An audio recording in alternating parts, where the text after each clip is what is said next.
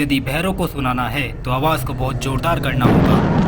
जब हमने बम गिराया तो हमारा उद्देश्य किसी को मारना नहीं था।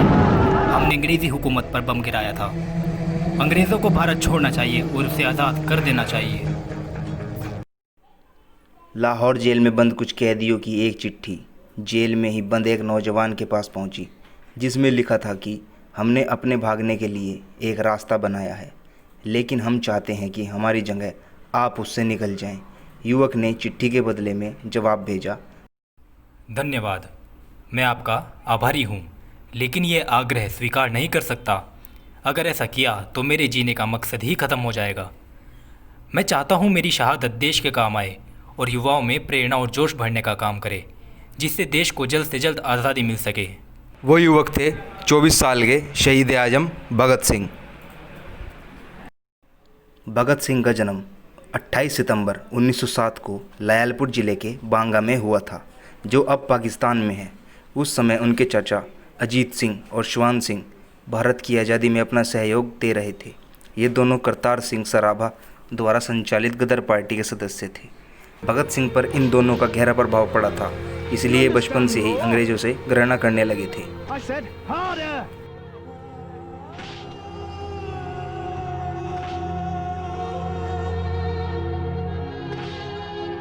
भगत सिंह करतार सिंह सराभा और लाला लाजपत राय से अत्यधिक प्रभावित थे। 13 अप्रैल 1919 को जलियांवाला बाग हत्याकांड ने भगत सिंह के बाल मन पर बड़ा गहरा प्रभाव डाला।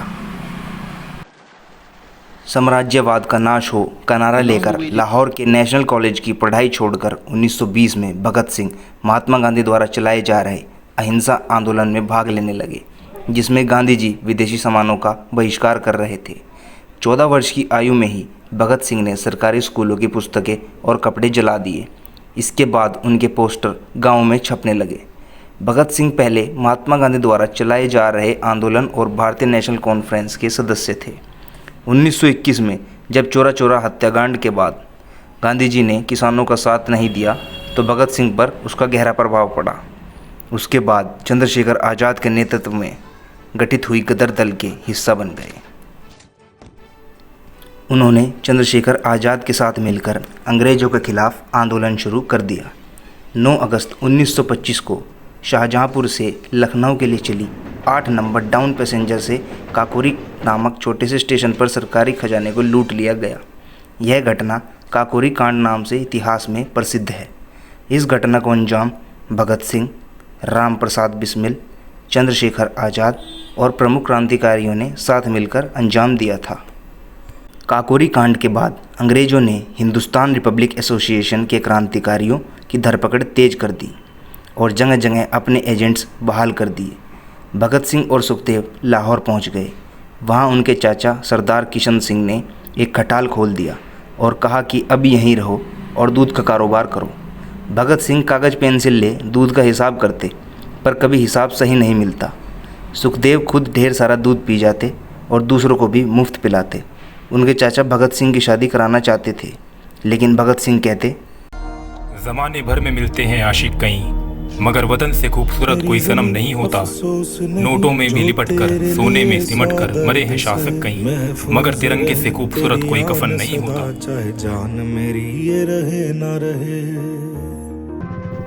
भगत सिंह ने राजगुरु के साथ मिलकर 17 दिसंबर 1928 को लाहौर में सहायक पुलिस अधीक्षक रहे अंग्रेज़ अफसर जेपी सैंडर्स को मारा था। इसमें चंद्रशेखर आज़ाद ने उनकी पूरी सहायता की थी। क्रांतिकारी साथी बटुकेश्वर दत्त के साथ मिलकर भगत सिंह ने अलीपुर रोड स्थित ब्रिटिश भारत की तत्कालीन सेंट्रल असेंबली के सभागार में 8 अप्रैल 1929 को अंग्रेज़ सरकार को जगाने के लिए बम और पर्चे फेंके थे।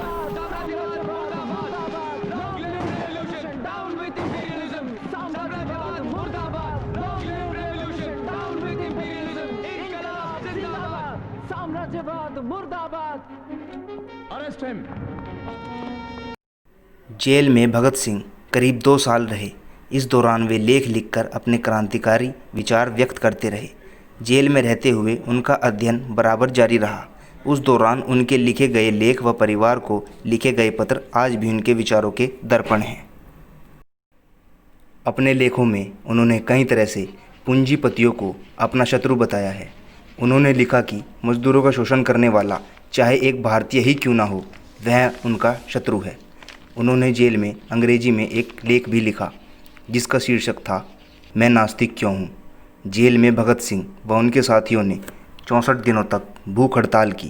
उनके एक साथी यतीन्द्रनाथ दास ने तो भूख हड़ताल में अपने प्राण ही त्याग दिए थे। क्रांति लाओगे? लाएंगे। बम बनाओगे? बम बनाओगे? बता अपने साथियों के नाम बता।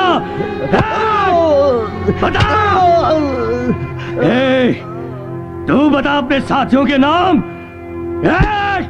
ओए दूसरे को भेज, तू थक गया अंग्रेज की नाजायज औलाद।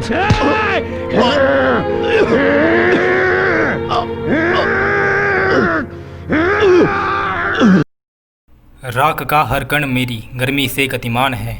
मैं एक ऐसा पागल हूँ जो जेल में भी आज़ाद है। 23 मार्च 1931 को भगत सिंह तथा इनके 2 साथियों सुखदेव व राजगुरु को फांसी दे दी गई।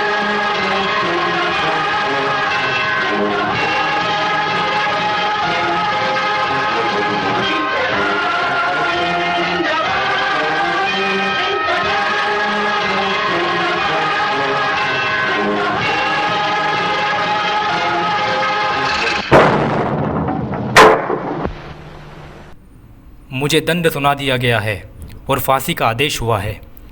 इन कोठरियों में मेरे अतिरिक्त फांसी की प्रतीक्षा करने वाले बहुत से अपराधी हैं। ये यही प्रार्थना कर रहे हैं कि किसी तरह फांसी से बच जाए, परंतु उनके बीच शायद मैं ही एक ऐसा आदमी हूँ जो बड़ी बेताबी से उस दिन की प्रतीक्षा कर रहा हूँ जब मुझे अपने आदर्श के लिए फांसी के फंदे पर झूलने का सौभाग्य प्राप्त होगा। मैं खुशी के साथ फांसी के तख्ते पर चढ़कर दुनिया को दिखा दूंगा कि क्रांतिकारी अपने आदर्शों के लिए कितनी वीरता से बलिदान दे सकते हैं।